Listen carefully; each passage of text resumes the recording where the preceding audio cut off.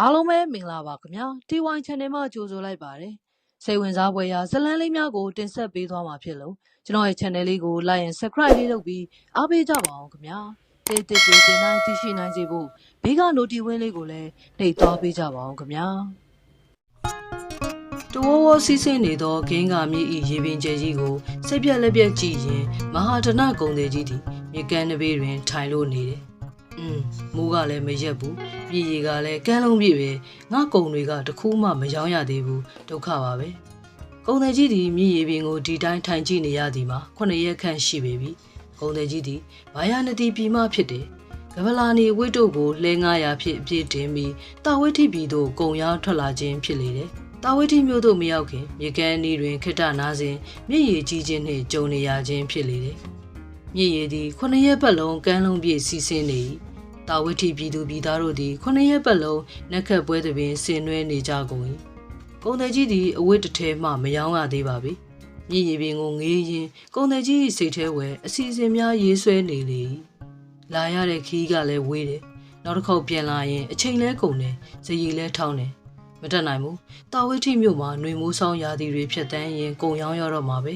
နောက်နှစ်နက်ခတ်ပွဲသဘင်ရောက်ရင်တော့အဝတ်တွေကုံနံကောင်းပါရဲ့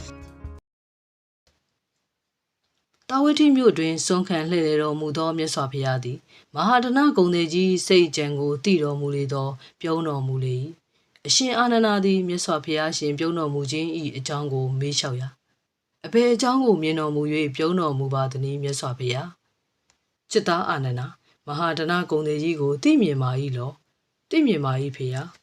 จิตသားကုံတယ်ကြီးဟာမိမိရဲ့အသက်အန္တရာယ်ကိုမသိပဲတာဝိထိမြို့မှာတစ်နှစ်ပတ်လုံးနေပြီးကုံရောင်းမယ်လို့တွေးနေတယ်ကွယ်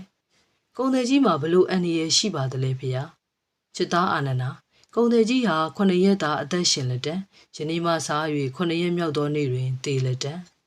ထို့နောက်မြတ်စွာဘုရားသည်ယဟန်အပေါင်းအားတရားဆက်လက်ဟောတော်မူတယ်ချစ်သားတို့ယနေ့ပြုမည်ဟုရည်ရွယ်ထားသောဒါနသီလဘာဝနာကိစ္စများကိုယနေ့ပင်ပြုလုပ်သင့်ပေမနက်ဖြန်တေမီမတေမီဟုအဘယ်သူသိလက်တတ်နီလောကတွင်တေမင်းနှင့်မိတ်ဆွေဖွဲ့ထားနိုင်သောသူမည်သူမှမရှိပေအရှင်အာနန္ဒာသည်မြတ်စွာဘုရားထံခွင့်တောင်း၏မြတ်စွာဘုရားကုံတယ်ကြီးကိုတတိပေးစကားပြောကြားခြင်းပါ၏ခွင့်ပြုတော်မူပါဖေ။တွားလေလောချစ်သားအာနန္ဒာ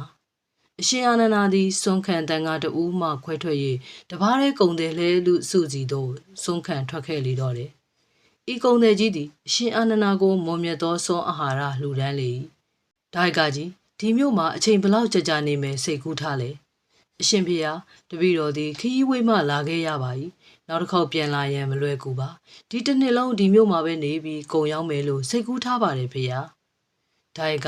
လူတယောက်ရဲ့အသက်အန္တရာယ်ဆိုတာသိနိုင်ခဲ့ပါတယ်မမေ့မလျော့နေသင့်ပါတယ်ဘလို့အန္တရာယ်တွေဖြစ်နိုင်ပါသလဲဖေဟာဒါကတင်းရဲ့အသက်ဟာ9ရက်ပဲရှည်တော့မယ်မမေ့လျော့နေပါတော့ဒါကအရှင်အာနန္ဒာ၏စကားကိုကြားရသောအခါကုံတယ်ကြီးသည်ထိတ်လန့်တုန်လှုပ်သွားရ၏တန်တရားခီးအတွက်မပြင်ဆင်ရသေးသည်ကိုအမှတ်ရသွားတယ်။အော်ငါလူပြေမှာ9ရက်ပဲနေရတော့မှာပါလား။ငါတည်ရင်ငါနောက်ပါမဲ့ကုသိုလ်တွေကိုပြုလုပ်တဲ့နဲ့။နောင်ဘဝမှာအားကိုးရအစ်စ်ဖြစ်တဲ့ကုသိုလ်ကိုလုံးဝဖြစ်တော့မယ်။ကုံတယ်ကြီးသည်ဘုရားမှုရှိသောတန်ခါအပေါင်းအား9ရက်ပတ်လုံးစွန့်ဆသောအလူကြီးကိုပေးလူလေ၏။9ရက်ပြည့်သောအခါစွန့်အနုမောဒနာတရားနာယူရန်မြတ်စွာဘုရား၏တပိတ်တော်ကိုယူလေ၏မြတ်စွာဘုရားကအနုမောဒနာတရားဟောတော်မူလေ၏ဥပဒကပညာရှိသောပုဂ္ဂိုလ်သည်မနက်ဖြန်တွင်ဘာလုပ်မည်နောက်ရက်တွင်ဘာလုပ်မည်ဟုလူမှုကိစ္စဖြစ်သာအချိန်ကိုမကုန်စေသင့်မိမိတည်ရမည့်အကြောင်းကိုလည်းစဉ်းစားသင့်ပေ၏နောင်တန်တရားအတွက်ဒါနသီလဘာဝနာများကိုလည်းပြုလုပ်သင့်ပေ၏ဒေသနာတော်ဆုံးဝယ်ဤကုံတယ်ကြီးသည်တောတာပန်ဖြစ်လေ၏ကုံတယ်ကြီးသည်ဖျားနှင့်တန်ခါအပေါင်းကိုလိုက်ပါပို့ဆောင်ပြီးပြန်ရောက်သောအခါမှာအိယာရဲတွင်ခဏလဲလေ၏ကောင်းမှုလိုက်တာခဏလဲနေဦးမှာပါပဲကုံတယ်ကြီးသည်မထသောအိတ်ချင်းဖြင့်အိပ်ပျော်သွားလေတော့၏ပြုလုပ်ခဲ့သောကုသိုလ်ကံကြောင့်သူတိတာနတ်ပြည်၌နတ်သားအဖြစ်ဖြစ်နေသည်